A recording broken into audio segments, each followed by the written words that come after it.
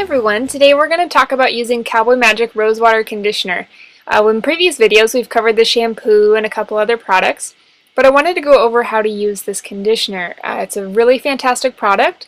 You'll find that when you use this conditioner you really don't need a lot of other products as far as detangling. It makes their manes really smooth and easy to take care of. So first you're going to take your conditioner on your hands and massage it into your horse's wet mane. I already had this horse hosed off and damp. You're also going to massage it into his tail. You can be pretty generous with it, but you don't want to leave it on the scalp. So make sure that you don't necessarily need to rub it in super deep to the scalp.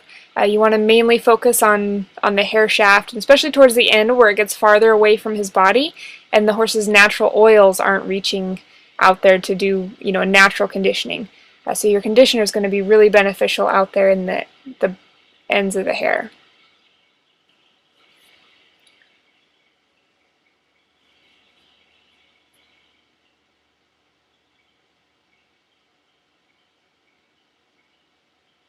You're going to go ahead and rinse it all out. Make sure you rinse it pretty thoroughly. You don't want to have a whole lot of conditioner just sitting in your horse's mane.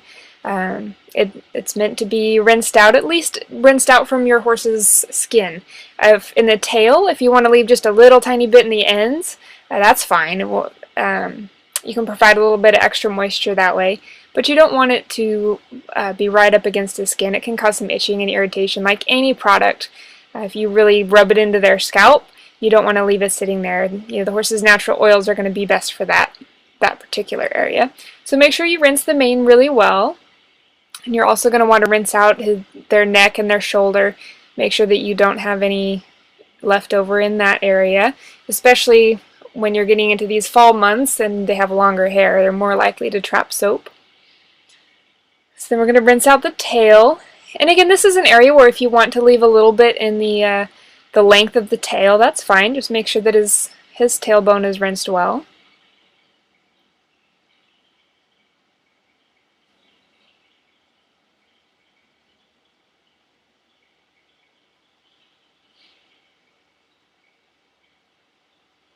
And then after you're all done rinsing, you're going to go ahead and let it dry.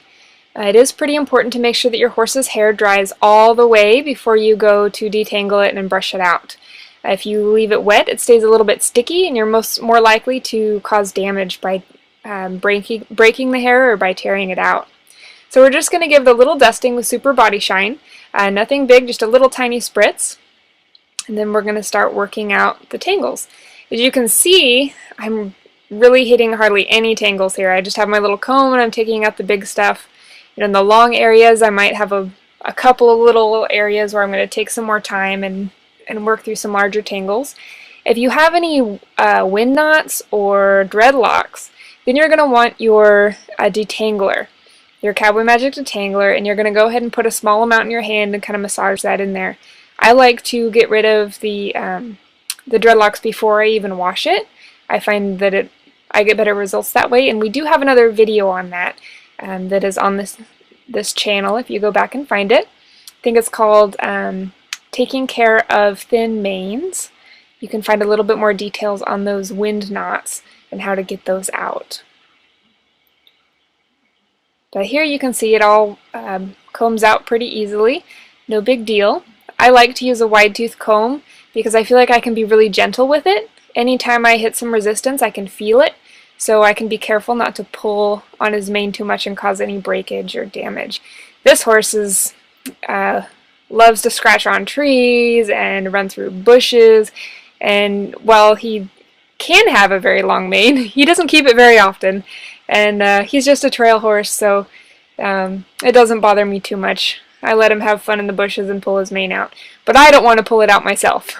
So I try to be nice and careful whenever I'm brushing not to cause any damage. Then with the tail, I start at the end, and I like to kind of hold it over my thigh that way. It works for me. And if you need to, you can separate the tail into several pieces, especially if you have a horse with a really thick tail. Doing the whole thing at once will just be way too much. So go ahead and separate it into manageable pieces here. And then once you have each piece well brushed, then you can put it all together and brush it out for a finished product.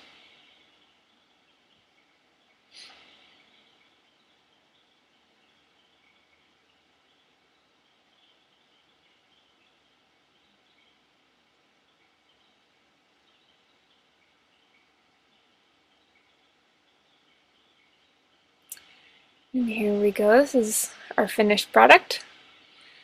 And you can see it looks nice and shiny and brushed through really easily. This only took me a couple of minutes to get through the whole thing.